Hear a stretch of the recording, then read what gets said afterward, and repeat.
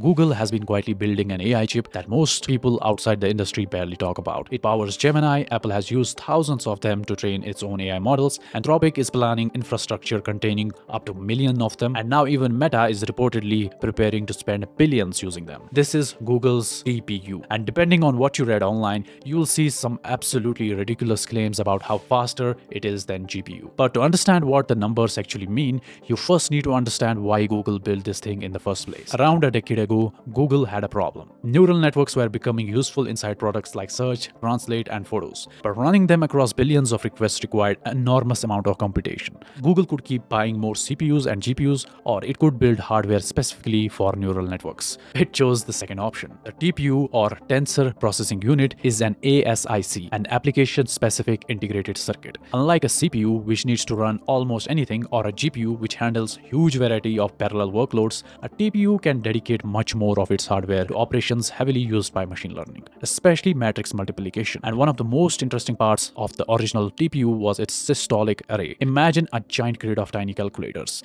Instead of repeatedly grabbing numbers from memory, calculating something, writing the result back, and starting again, data flows through this grid. Each processing element performs part of the calculation and passes information onwards. Immediate values can therefore be reused while moving through the array. That's important because moving data around a chip can consume a surprising amount of time and energy.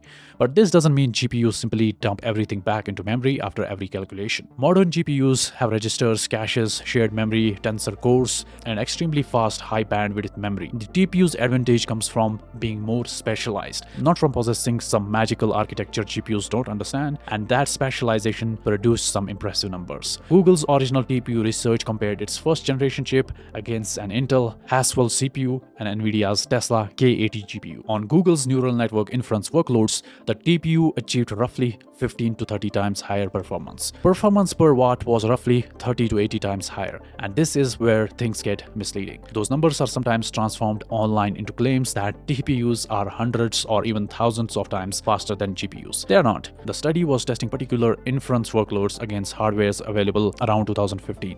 You cannot take those numbers and say a modern TPU is 30 times faster than an Nvidia H100, B200, or current GPU cluster. In fact, if TPUs were simply dramatically better than GPUs at everything, Nvidia probably wouldn't control such a huge portion of AI compute market.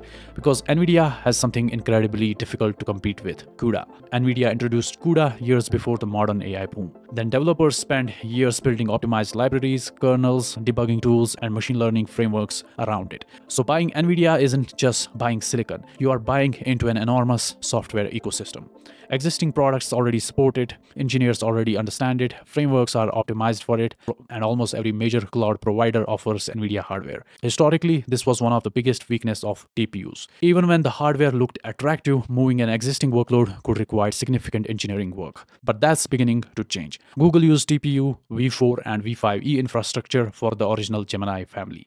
Apple later disclosed that its AFM server foundation model was trained using 8192 TPU V4 chips. Anthropic announced plans to involve access to up to 1 million Google TPUs and has since expanded its planned TPU capacity even further. Meta is also reportedly entering a multi-billion-dollar agreement to Google's TPU infrastructure, and Google's latest generation are becoming increasingly specialized. TPU 80 targets massive AI training workloads. TPU 8i targets inference and reasoning, where things like memory capacity, KV cache handling, and interconnect performance become extremely important. But possibly the biggest change isn't happening inside the chip, it's happening in the software. Google is pushing towards more native PyTorch support on TPUs, and that's important because reducing the work required to move a PyTorch model onto TPU infrastructure attacks one of the Nvidia's strongest competitive advantages. So is a TPU 3,500 times faster than a GPU? No, there isn't a meaningful universal number like that. Sometimes a TPU can beat a GPU significantly on a workload it's optimized for. Sometimes Nvidia hardware is faster. Sometimes the GPU wins simply because your entire software stack already works perfectly with CUDA.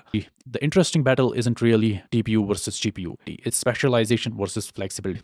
Google's vertically integrated AI infrastructure versus Nvidia's enormous hardware and software ecosystem. Because if Google can move an existing PyTorch workload onto TPUs almost painless while offering better economics for certain workloads, then the question isn't whether Google has built a faster chip, it's whether CUDA's moat is finally becoming easier to cross.